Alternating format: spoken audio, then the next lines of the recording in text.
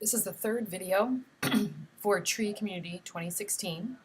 We have finished cross-sectional area, mean cross-sectional area, and now we're on to density of a species, column H on my spreadsheet. To find the density of the species, we're going to need two values. One is going to come from column E, also known as relative abundance, so kind of the percentage that we have of individuals of that particular tree species, and we're going to multiply it by how much space, I suppose you could say, the whole tree community takes up. So one way to think of this is we say equals sign the relative abundance star and the total tree density. There's two ways to get total tree density. Perhaps you already have it at the bottom of your spreadsheet. Right here, I had it on your original. If you don't have it, you can add it now. The total tree density is equal to 5,000 meters squared divided by the average of the abundance column, for me, D2 to D57, squared. So I got one value there. If you want to break this up into two separate functions, you can do that. So total tree density, for my particular situation, is one number for the whole tree community at 312.5. If I go to the top of my density of a species column, for my first species, American plum, I have equal to its relative abundance times that density of the whole community. And I go ahead and I can fill down that function all the way through column H.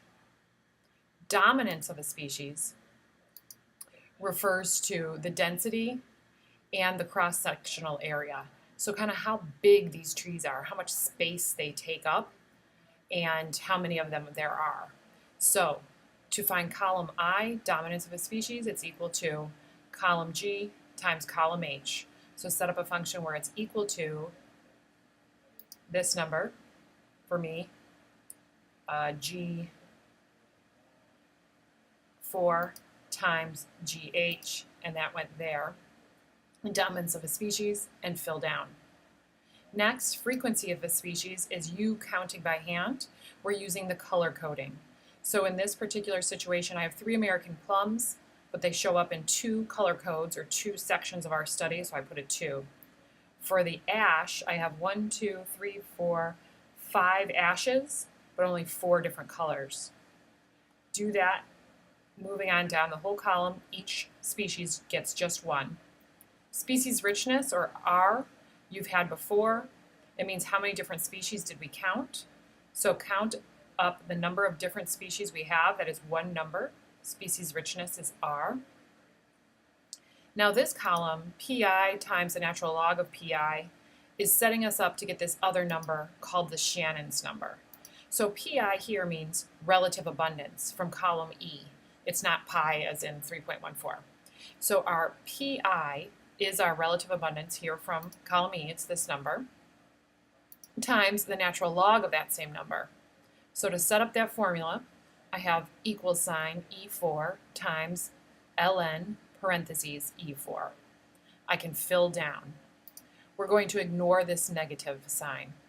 Some teachers put a negative sign in front of this formula, which is fine. Shannon's index is a biodiversity index, kind of like the Dow Jones Industrial Index or the NASDAQ or the S&P index. It is a mathematical formula to give you a picture of what's going on with the biodiversity of this woods. You get 1 Shannon's index per study, per region, I guess you could say. And so Shannon's index formula is equal to the sum of the entire column of L. It's the sum of the relative abundance times the log of the relative abundance. So my Shannon's index is a negative 2.18. We take the negative sign off as a 2.18. We'll be comparing it to the other class's Shannon index. It doesn't mean much unless you're comparing it to something else. Generally, a larger Shannon's index is greater biodiversity. And last but not least is evenness. The idea about the value of evenness is you're talking about how well represented each species is. If we have 10 different species, do you have equal representation? For example, if I counted 100 trees, if I had 10 different species, a very even woods would have 10 of each. 10 oaks, 10 elms, 10 maples, 10 ashes, etc. A very uneven tree community of 100 trees would have 1 ash, 1 oak, 1 willow, and 97 basswoods. That would be very uneven, not quite an even distribution. So to find evenness, that formula is equal to our Shannon's index divided by the log of R being species richness. So I happen to put all these numbers at the bottom of my spreadsheet. If you put them up at the top of the spreadsheet, that is fine too. I highlighted some of these important numbers in a color so my eyes would find them later when I might need to write up my lab report. So important numbers for the whole study are the total tree density, the species richness, the Shannon's index number, and the evenness. All of the rest of the numbers in here all have to do per species. How dominant are the basswoods? How dominant are the sugar maples? What's the mean cross-sectional area of the oaks, etc.